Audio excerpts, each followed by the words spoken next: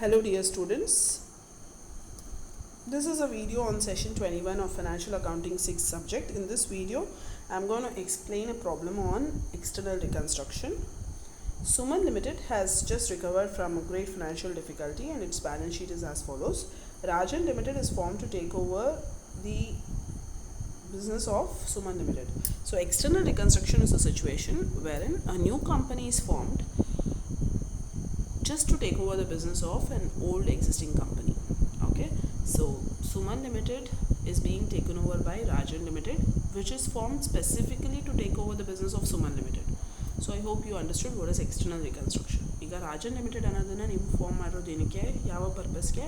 Only to take over the business of Suman limited, which is going through which has just recovered through a great financial difficulty. Okay, so now let's look into the adjustments. Rajan Limited is formed to take over buildings, plant and machinery and stock. So ಇಲ್ಲಿ ನೀವು observe ಮಾಡ್ಬೋದು, balance ಶೀಟ್ನಲ್ಲಿ stock ಇಲ್ಲ. Okay, whereas they have mention stock in the adjustment. ಏನದ್ರದ್ದು ಅರ್ಥ? Balance ಶೀಟ್ನಲ್ಲಿ stock ಇಲ್ಲ ಅಂತ ನಿಮ್ಮ ಫೈನಾನ್ಷಿಯಲ್ ರೆಕಾರ್ಡ್ಸ್ ನೋಡುವಾಗ ಸ್ಟಾಕ್ ಇರಲಿಲ್ಲ, ಬಟ್ ಆ್ಯಕ್ಚುಲಿ ನೀವು ಗೋಡೌನ್ ಹೋಗಿ ಚೆಕ್ ಮಾಡುವಾಗ ಅಲ್ಲಿ ಸ್ವಲ್ಪ ಸ್ಟಾಕ್ ನೀವು ಫೈಂಡ್ ಔಟ್ ಮಾಡಿದ್ರಿ. Okay, this is an unrecorded asset. Unrecorded asset ಅಂತ ಹೇಳಿದ್ರೇನು, ಬ್ಯಾಲೆನ್ಸ್ ಶೀಟ್ನಲ್ಲಿ ಅಸೆಟ್ ಮೆನ್ಷನ್ ಆಗಿಲ್ಲ ಅಥವಾ ರೆಕಾರ್ಡ್ ಆಗಿಲ್ಲ, ಬಟ್ ಫಿಸಿಕಲ್ ವೆರಿಫಿಕೇಷನ್ ನೀವು ಆ್ಯಕ್ಚುಲಿ ನಿಮ್ಮ ಗೋಡೌನಲ್ಲಿ ಹೋಗಿ ಚೆಕ್ ಮಾಡಿದಾಗ ಅಲ್ಲೊಂದು ಸ್ವಲ್ಪ ಸ್ಟಾಕ್ ಇತ್ತು. ಓಕೆ, ಸಿಮಿಲರ್ಲಿ ಯಾವುದೋ ಡೆಟರ್ಸ್ ಇತ್ತು ಬಟ್ ಅದು ರೆಕಾರ್ಡ್ ಆಗದೆ ಮಿಸ್ ಆಗೋಗಿರುತ್ತೆ. ಸೊ ಅಂಥದ್ದೆಲ್ಲ ಅನ್ರೆಕಾರ್ಡೆಡ್ ಅಸೆಟ್ಸ್ ಆಗುತ್ತೆ. Okay, so there will be many such unrecorded asset. But the impact of this on the problem is nowhere but in the calculation of purchase consideration. Purchase consideration calculation ಅಲ್ಲಿ ಮಾತ್ರ ಇದು impact ಮಾಡುತ್ತೆ. ಮತ್ತು purchasing company ಬುಕ್ಸ್ನಲ್ಲಿ, ಅಂದರೆ Rajan limited ಬುಕ್ಸ್ನಲ್ಲಿ ನೀವು ಏನಾದರೂ journal entries pass ಮಾಡ್ತಿದ್ದೀರಾ ಅಂದರೆ ಅಲ್ಲಿ ಇದು ಸ್ಟಾಕ್ ಬರುತ್ತೆ, ಬಿಟ್ಟರೆ ಇನ್ನೆಲ್ಲೂ ಇದ್ರದ್ದು ಮೆನ್ಷನ್ ಬರೋದಿಲ್ಲ. Okay, in books of Suman limited there will be no mention about stock anywhere. Okay, so ಬಿಲ್ಡಿಂಗ್ಸ್ಗೆ 3 lakhs ಪೇ ಮಾಡ್ತಿದ್ದಾರೆ in place of 4 lakhs. Plant and ಮೆಷಿನರಿಗೆ 1,40,000 ಪೇ ಮಾಡ್ತಿದ್ದಾರೆ in place of 2 lakh rupees balance sheet value. Stock 60,000 pay ಮಾಡ್ತಿದ್ದಾರೆ. This is an unrecorded asset.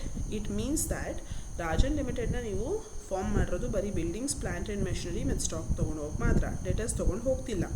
Okay, ಅದು ಇಲ್ಲಿ ಕ್ಲಿಯರಾಗಿ mention ಆಗಿದೆ ನೋಡಿ. ಸನ್ಟ್ರಿ ಡೆಟರ್ಸ್ ರಿಯಲೈಸ್ಡ್ 1,50,000 ಅಂದರೆ ಡೆಟರ್ಸನ್ನು ರಾಜನ್ ಲಿಮಿಟೆಡ್ಗೆ ನೀವು ಪಾಸ್ ಆನ್ ಮಾಡ್ತಾ ಇಲ್ಲ. ಓಕೆ, ರಾಜನ್ ಲಿಮಿಟೆಡ್ ಫಾರ್ಮ್ ಮಾಡಿದಾಗ ರಾಜನ್ ಲಿಮಿಟೆಡ್ ಅವರು ಡೆಟರ್ಸ್ನ ತೊಗೊಂಡು ಹೋಗ್ತಿಲ್ಲ ಅಂತ ಅರ್ಥ. ಓಕೆ, ಆ್ಯಂಡ್ ಸಿಮಿಲರ್ಲಿ ಕ್ರೆಡಿಟರ್ಸ್ ಅನ್ನೋ ಒಂದು ಔಟ್ಸೈಡರ್ಸ್ ಲಯಬಿಲಿಟಿ ಇದೆ, ಅದನ್ನು ತೊಗೊಂಡು ಹೋಗ್ತಾ ಇಲ್ಲ. ಬಿಕಾಸ್ ಇಲ್ಲಿ ಕ್ಲಿಯರಾಗಿ ಮೆನ್ಷನ್ ಆಗ್ತದೆ that rupees 1,10,000 was paid to creditors in full settlement. ಕ್ರೆಡಿಟರ್ಸ್ಗೆ ಫುಲ್ ಸೆಟಲ್ಮೆಂಟ್ ಮಾಡಿ ನೀವು ಹೊಸ ಕಂಪನಿಗೆ ಅಂದರೆ ರಾಜನ್ ಲಿಮಿಟೆಡ್ಗೆ ಹೋಗುವಾಗ ದೇರ್ ಇಸ್ ನೋ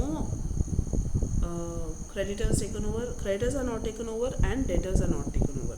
ಓಕೆ, ಬರೀ buildings, plant and machinery and stock ಮಾತ್ರ ತೊಗೊಂಡು ಹೋಗ್ತಾ ಇದ್ದಾರೆ. ಈಗ purchase consideration is to be satisfied by issue of 7% preference shares and equity shares. ಎಷ್ಟು ಶೇರ್ಸ್ ಇಶ್ಯೂ ಮಾಡ್ತಿದ್ದಾರೆ ಅಂತ ಎಲ್ಲೂ ಮೆನ್ಷನ್ ಆಗಿಲ್ಲ, ಹಾಗಾಗಿ ನೀವು ನೆಟ್ ಅಸೆಟ್ ಮೆಥಡೇ ಮಾಡಬೇಕು. And they have just told that ಶೇರ್ಸನ್ನ ಇಶ್ಯೂ ಮಾಡಬೇಕು 3:2 ರೇಷಿಯೋನಲ್ಲಿ, ಬಟ್ ಎಷ್ಟು ಅಮೌಂಟ್ ಅಂತಲೇ ಗೊತ್ತಿಲ್ಲ.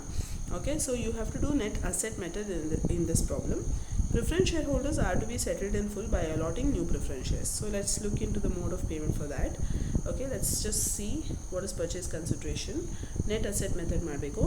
All the assets taken over minus liability taken over will give you purchase consideration. So assets taken over ಯಾವುದೆಲ್ಲ, buildings, plant and machinery and stock, revalued values ಅಂದರೆ ಅಡ್ಜಸ್ಟ್ಮೆಂಟಲ್ಲಿ ಕೊಟ್ಟಿರುವಂತಹ ವ್ಯಾಲ್ಯೂಸ್ನ ಬರ್ಕೊಂಡಿದ್ದೀವಿ. Okay, ನಿಮ್ಮ ಡೆಟರ್ಸ್ ತೊಗೊಂಡು ಹೋಗ್ತಿಲ್ಲ, ಸೊ ಹಾಗಾಗಿ ಅದು ಪರ್ಚೇಸ್ ಕನ್ಸಿಡ್ರೇಷನಲ್ಲಿ ಬರಲ್ಲ. ಕ್ರೆಡಿಟರ್ಸು ತೊಗೊಂಡು ಹೋಗ್ತಿಲ್ಲ, ಹಾಗಾಗಿ ಅದನ್ನು ಏನೋ ಪರ್ಚೇಸ್ ಕನ್ಸಿಡ್ರೇಷನಲ್ಲಿ ನೀವು ತೊಗೊಳ್ಳೋದಿಲ್ಲ. Okay, only taken over assets at revalued values, at taken over values ಅದನ್ನೇ ನೀವು ಮೆನ್ಷನ್ ಮಾಡಬೇಕು ಪಿ ಸಿ ಕ್ಯಾಲ್ಕುಲೇಷನ್ ಮಾಡುವಾಗ. Okay, buildings, plant and machinery and stock ಅಡ್ಜಸ್ಟ್ಮೆಂಟಲ್ಲಿ ಏನು ಅಮೌಂಟ್ ಕೊಟ್ಟಿದ್ದಾರೆ ಅದೇ 3 lakh, 1,40,000, 60,000. Okay, so total is 5 lakhs purchase consideration. ಇದನ್ನು ಹೇಗೆ ಸೆಟಲ್ ಮಾಡ್ತಾರೆ? 7% ಪ್ರಿಫರೆನ್ಸ್ ಶೇರ್ಸ್ ಆ್ಯಂಡ್ ಈಕ್ವಿಟಿ ಶೇರ್ಸ್ನ ಇಶ್ಯೂ ಮಾಡಿ. See purchase consideration is satisfied by issue of 7% preference shares and equity shares in Rajan limited in ratio of 3:2. So total purchase consideration 5 lakh rupeesನ 3:2 ratio ಅಂದರೆ 3/5 and 2/5 ರೇಷಿಯೋನಲ್ಲಿ ಅವರು 7% preference shares and equity shares in Rajan limited issue ಮಾಡಿ settle ಮಾಡ್ತಾ ಇದ್ದಾರೆ. Okay, so in books of Suman Limited you are preparing all the lecture accounts, so it's clearly asked in the question, show realization account, Rajan Limited account, preference shareholders account, creditors account and equity shareholders account in books of Suman Limited. So ishtu accounts Suman Limited books nalli torisi anta helidare. Realization account maduvaga what is the first step? Transfer of all the assets at book value. Okay, whether taken over or not, ಎಲ್ಲ assets ತೊಗೊಂಡು ಹೋಗದೇ ಇರಲಿ, ನೀವು balance ಶೀಟಿಂದ realization ಅಕೌಂಟ್ಗೆ transfer ಮಾಡಬೇಕು. Cash or bank is transferred only if it is taken over. Okay, so ಈ ಪ್ರಾಬ್ಲಮ್ನಲ್ಲಿ ನೀವು ಬ್ಯಾಲೆನ್ಸ್ ಶೀಟಿಂದ ಬ್ಲೈಂಡಾಗೆ buildings, plant and machinery, debtors, ಈ ಮೂರು amount 4 lakh, 2 lakh and 2 lakh ಇಷ್ಟು ಅಮೌಂಟ್ಸನ್ನು ನೀವು ಬ್ಯಾಲೆನ್ಸ್ ಶೀಟಿಂದ ಕಾಪಿ ಮಾಡ್ತೀರ. That is the first step in realization account. ಈ ರಿವ್ಯಾಲ್ಯೂಡ್ ವ್ಯಾಲ್ಯೂಸ್, ಅನ್ರೆಕಾರ್ಡೆಡ್ ಅಸೆಟ್ಸ್ ಇದು ಯಾವುದು ಇಲ್ಲಿ ಕನ್ಸಿಡರ್ ಆಗಲ್ಲ. ರಿಯಲೈಸೇಷನ್ ಅಕೌಂಟ್ ಮಾಡೋದು ನಾವು ಬುಕ್ಸ್ ಆಫ್ ಅಕೌಂಟ್ಸ್ನ ಕ್ಲೋಸ್ ಮಾಡುವಾಗ. ಅಂದರೆ ನಿಮ್ಮ ಬುಕ್ಸ್ ಆಫ್ ಅಕೌಂಟ್ಸ್ನಲ್ಲಿ ಬಿಲ್ಡಿಂಗ್ಸ್ ಅಕೌಂಟ್ ಅಲ್ಲಿ 4 lakhs ಬ್ಯಾಲೆನ್ಸ್ ಇರುತ್ತೆ, ಪ್ಲಾಂಟ್ ಆ್ಯಂಡ್ ಮೆಷಿನರಿ ಅಕೌಂಟಲ್ಲಿ 2 lakh ಬ್ಯಾಲೆನ್ಸ್ ಇರುತ್ತೆ. ಸೊ ಆ ಅಕೌಂಟ್ಗಳನ್ನೆಲ್ಲ ಕ್ಲೋಸ್ ಮಾಡಿ ಅದರಲ್ಲಿರುವಂತಹ ಬ್ಯಾಲೆನ್ಸ್ಗಳನ್ನೆಲ್ಲ ರಿಯಲೈಸೇಷನ್ಗೆ ಟ್ರಾನ್ಸ್ಫರ್ ಮಾಡ್ತೀರಾ. That's called closing the books of the company. Okay, so ಅದೇ ಪರ್ಪಸ್ಗೆ ಅದನ್ನು ನೀವು ಬುಕ್ ವ್ಯಾಲ್ಯೂಸ್ ಅಥವಾ ಬ್ಯಾಲೆನ್ಸ್ ಶೀಟ್ ವ್ಯಾಲ್ಯೂನಲ್ಲಿ ಮೆನ್ಷನ್ ಮಾಡಬೇಕು. Okay, all the assets mention in the balance sheet. So that is step 1. Step 2, liabilities should be transferred. So ತೊಗೊಂಡು ಹೋಗದೇ ಇರಲಿ ಅನ್ನೋ concept ಅಸೆಟ್ಸಿಗೆ ಮಾತ್ರ. Versus liabilities are transferred only if they are taken over. Liabilities ತೊಗೊಂಡು ಹೋಗಿದ್ರೆ ಮಾತ್ರ transfer ಮಾಡೋಕ್ಕೆ. ನೀವು ಬ್ಯಾಲೆನ್ಸ್ ಶೀಟ್ ನೋಡಿದ್ರೆ ಕ್ರೆಡಿಟರ್ಸ್ ಮಾತ್ರ ಇರೋದು. ಕ್ರೆಡಿಟರ್ಸ್ ತೊಗೊಂಡು ಹೋಗ್ತಿಲ್ಲ because here it is clearly mention that 1,10,000 was pay to creditors in full settlement ಅಂತ. ಸೊ ಕ್ರೆಡಿಟರ್ಸ್ ಅನ್ನೋದನ್ನು ರಾಜನ್ ಲಿಮಿಟೆಡ್ ಅವರು ತೊಗೊಂಡು ಹೋಗ್ತಿಲ್ಲ. So when the liability is not taken over, it should not be transferred here. Okay, so transfer of assets, transfer of liability taken over is the second step. So transfer of asset is the first step. Assets ತೊಗೊಂಡು ಹೋಗದೆ transfer ಮಾಡಬೇಕು. Cash is transferred only if it is taken over. Liabilities are transferred only if they are taken over. In this problem, liabilities are not taken over, that's why you are not transferring it here. Directly you are going to the third step in realization account, which is by purchasing company account. By purchasing company account ಅಂತ ಬರೀತೀರಾ. That is by Rajan Limited account. 5 lakhs is the purchase consideration amount. So step 1, step 2 are done. Step 3 is assets not taken over. ಯಾವುದು asset ತೊಗೊಂಡು ಹೋಗಿಲ್ಲ ಅಂತ ಹೇಳಿದ್ರೆ ಆ asset ಮಾರಿ ಎಷ್ಟು ದುಡ್ಡು ಬಂತು ಅನ್ನೋದನ್ನು ನೀವು ಇಲ್ಲಿ ಬರ್ಕೊಳ್ಬೇಕು. ಓಕೆ, ಸೊ ಈ ಪ್ರಾಬ್ಲಮಲ್ಲಿ ನೀವು ನೋಡ್ಬೋದು debtors are not taken over. ಯಾಕೆ buildings, plant and machinery and stock ಇಷ್ಟೇ ಅವರು ಮೆನ್ಷನ್ ಮಾಡೋದು. So it means debtors are not taken over.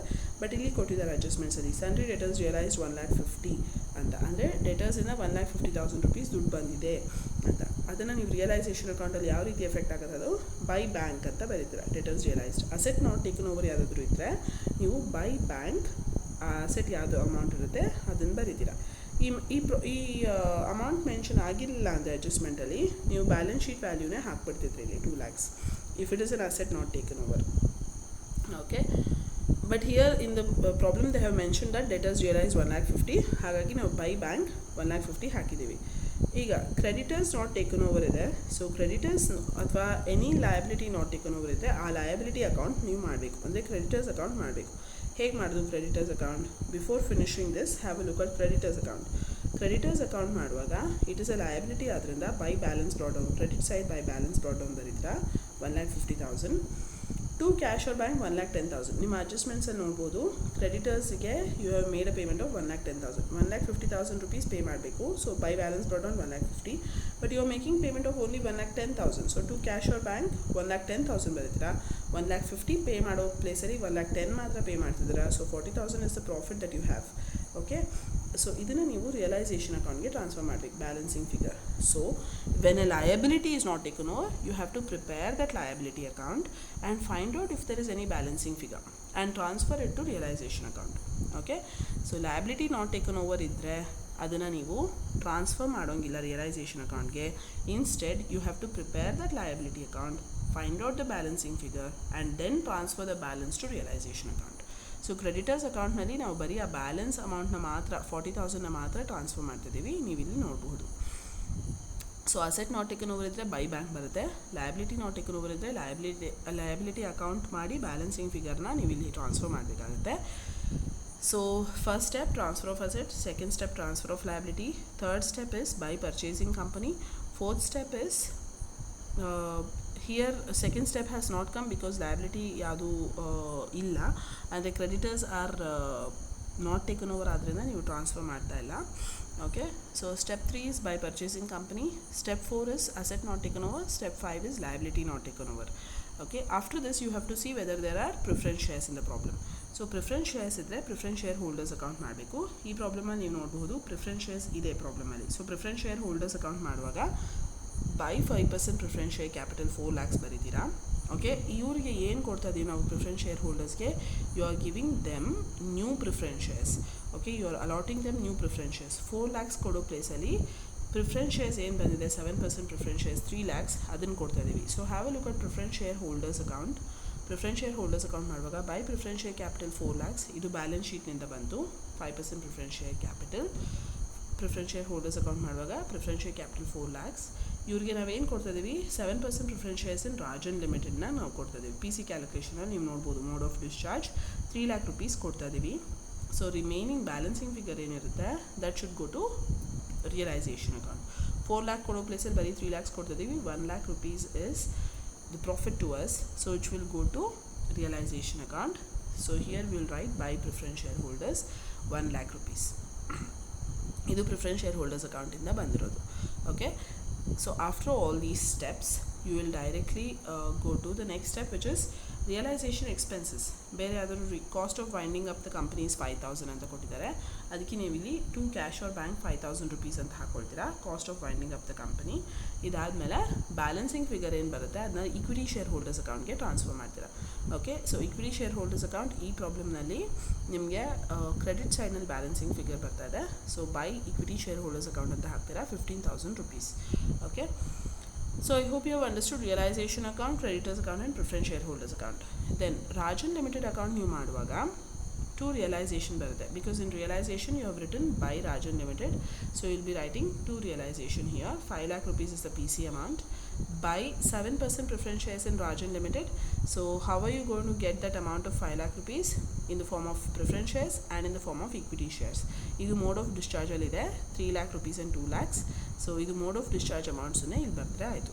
Okay, 3 lakhs preference shares ಕೊಡ್ತಾರೆ, 2 lakhs ಇಕ್ವಿಟಿ ಶೇರ್ಸ್ ಕೊಡ್ತಾರೆ ರಾಜನ್ ಲಿಮಿಟೆಡ್ದು, and they will settle 5 lakh rupees. 5 lakh rupees ಹೇಗೆ settle ಮಾಡ್ತಾರೆ? 3 lakhs ಈ preference shares ಕೊಟ್ಟು ಆ್ಯಂಡ್ 2 lakhs ಇಕ್ವಿಟಿ ಶೇರ್ಸ್ ಕೊಟ್ಟು. ಈ preference ಶೇರ್ಸನ್ನೇ ನೀವು ಪ್ರಿಫರೆನ್ಸ್ ಶೇರ್ ಹೋಲ್ಡರ್ಸ್ಗೆ ಕೊಟ್ಟು, ನಿಮ್ಮ ಕಂಪನಿ ಅಂದರೆ ಸುಮನ್ ಲಿಮಿಟೆಡ್ದು ಪ್ರಿಫರೆನ್ಸ್ ಶೇರ್ ಹೋಲ್ಡರ್ಸ್ಗೆ ಕೊಟ್ಟು ಖಾಲಿ ಮಾಡ್ಕೋತೀರಾ.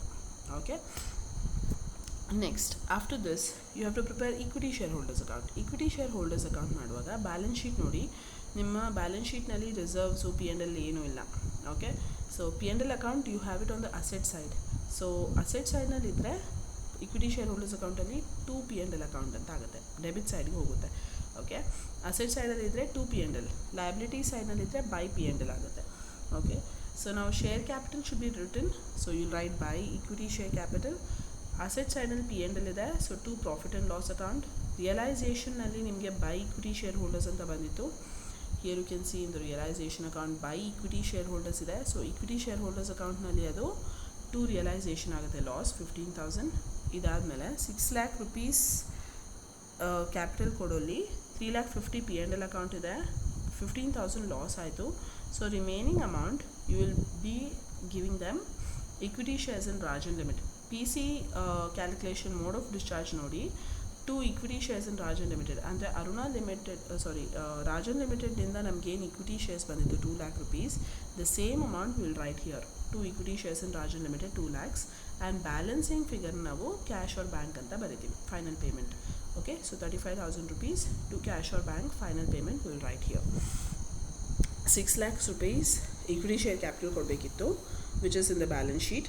3 lakh 50 ಲಾಸ್ ಇತ್ತು, ಅಕ್ಯುಮುಲೇಟೆಡ್ ಲಾಸ್. ಸೊ ಅದನ್ನು ಅವರ ಅಮೌಂಟ್ ಅವ್ರ ಕ್ಯಾಪಿಟಲಿಂದ ಕಟ್ ಡೌನ್ ಮಾಡ್ಕೊಳ್ತೀವಿ. ಸೊ 2 P&L ಆಗುತ್ತೆ ಅದು. ಟು ರಿಯಲೈಸೇಷನ್ ಲಾಸ್, ಇದು realization account balancing figure. 2 lakh rupees equity shares in Rajan limited mode of ಡಿಸ್ಚಾರ್ಜಲ್ಲಿದೆ. 2 lakh rupees we are going to give them, and remaining cash payment ಮಾಡ್ತೀವಿ, cash or bank account. So cash or bank account ನೋಡುವಾಗ ನಿಮ್ಗೆ ಗೊತ್ತಾಗುತ್ತೆ that 1 lakh 50 ನಮ್ಮ balance sheet ನೋಡಿ. You don't have cash or bank account here at all. Okay, cash or bank ಅಕೌಂಟೇ ಇಲ್ಲ. So to balance ಡ್ರಾಡೌನ್ ಬರೆಯೋಕ್ಕಾಗಲ್ಲ, balance ಶೀಟಲ್ಲಿ ಇದ್ದರೆ ಮಾತ್ರ to balance ಡ್ರಾಡೌನ್ ಬರೆಯೋದು. Okay, instead realisation account ನೋಡಿದ್ರೆ ಡೆಟರ್ಸಿಂದ ನಮಗೆ 1,50,000 rupees ದುಡ್ಡು ಬಂದಿದೆ. ಸೊ ನಿಮ್ಮ ಅಡ್ಜಸ್ಟ್ಮೆಂಟ್ ನೋಡಿ, ಡೆಟರ್ಸ್ ರಿಯಲೈಸ್ 1,50,000 ಇದು ಎಲ್ಲಿ ಬರೆದ್ರಿ ನೀವು ರಿಯಲೈಸೇಷನ್ ಅಕೌಂಟ್ನಲ್ಲಿ ಬೈ ಬ್ಯಾಂಕ್ ಅಂತ ಬರೆದಿದ್ದೀರಾ. ಸೊ ಇಲ್ಲಿ it will become to realisation 1,50,000 ಅಂದರೆ ಡೆಟರ್ಸಿಂದ ಬಂದಂತಹ ಹಣನ ನಾವು ಇಲ್ಲಿ ಟು ರಿಯಲೈಸೇಷನ್ 1,50,000 ಹಾಕ್ತೀವಿ. ಈ ಬಂದಿರೋ 1,50,000 ನಾವು ಹೇಗೆ ಖರ್ಚು ಮಾಡಿದ್ವಿ, ಕ್ರೆಡಿಟರ್ಸ್ಗೆ we gave 1,10,000. Okay, creditors account ನೋಡಿದ್ರೆ ಟು ಕ್ಯಾಶ್ ಆರ್ ಬ್ಯಾಂಕ್ 1,10,000 ಇದೆ. ರಿಯಲೈಸೇಷನ್ ಅಕೌಂಟ್ನಲ್ಲಿ 5,000 rupees to cash or bank ಬರೆದಿದ್ದೀವಿ ಲಿಕ್ವಿಡೇಷನ್ ಎಕ್ಸ್ಪೆನ್ಸಸ್ಗೆ. Okay, so realization account check ಮಾಡಿ, to cash or bank 5,000 rupees ಇದೆ, ಅದು ಇಲ್ಲಿ ಬೈ ರಿಯಲೈಸೇಷನ್ ಆಗುತ್ತೆ. ಸೊ ಕ್ರೆಡಿಟರ್ಸ್ಗೆ 1,10,000 ಕೊಟ್ವಿ, 5,000 ರೂಪಾಯಿ ಲಿಕ್ವಿಡೇಷನ್ ಎಕ್ಸ್ಪೆನ್ಸಸ್ ಪೇ ಮಾಡಿದ್ವಿ, which will write it as by realization. ಉಳಿದಿದ್ದ 35,000 ನಾವು ಈಕ್ವಿಟಿ ಶೇರ್ ಹೋಲ್ಡರ್ಸ್ಗೆ ಕೊಟ್ವಿ. ಈಕ್ವಿಟಿ ಶೇರ್ ಹೋಲ್ಡರ್ಸ್ ಅಕೌಂಟ್ ನೋಡಿ, to cash or bank balancing figure ಬಂದಿದೆ, ಅದು ಸೇಮ್ 35,000 ಇಲ್ಲಿ ಪೇ ಮಾಡಿದ್ದೀರಾ. ಓಕೆ, ಈಕ್ವಿಟಿ ಶೇರ್ ಹೋಲ್ಡರ್ಸ್ಗೆ 35,000 ಕೊಟ್ವಿ. ಸೊ 1,50,000 ಹೀಗೆ ಖಾಲಿ ಆಯಿತು ನಮ್ಮದು. 1,10,000 ಕ್ರೆಡಿಟರ್ಸ್ಗೆ, 5,000 realisation expenses, 35,000 we are giving to equity share holders of the company, and the cash is getting over. The cash that we realized from the debtors is getting over this way. So we have prepared all the necessary ledger accounts in the books of Suman Limited, and this was what was asked in the question. Okay, I hope you have understood this problem. If you have any further doubts, always feel free to contact me. Thank you so much.